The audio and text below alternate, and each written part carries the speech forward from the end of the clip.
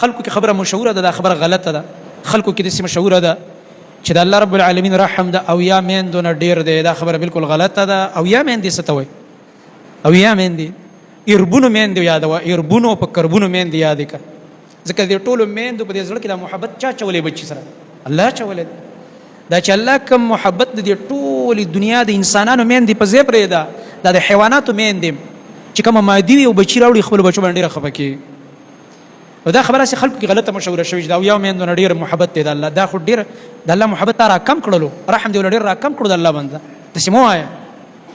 یو حدیث واوره چې په دې به پوه شي چې د الله رحم څومره دی. د الله نبي صلی الله علیه وسلم فرمایي چې د الله رب العالمین رحمتونه سل دي.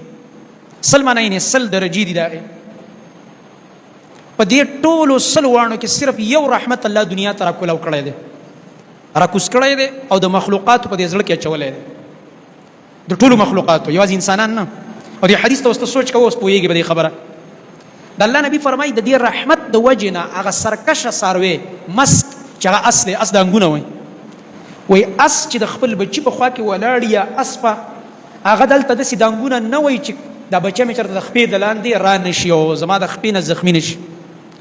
چې د بچي نه د اس په لرې کې دانګونه وایي، خو چې بچی خوا ته بیا ډېر دانګونه نه وایي، د دې وجې نه چې دا بچی مې د دې خپې د لاندې ګیر نه شي. نو د الله نبي فرمایي وایي د دې اسپې چې په دې خپل بچي کوم رحم دی او د بچي په خوا کې خطرناک دانګونه نه وایي، دې دپاره چې دا بچی زما نه خوږ نه شي، زخمي نه شي.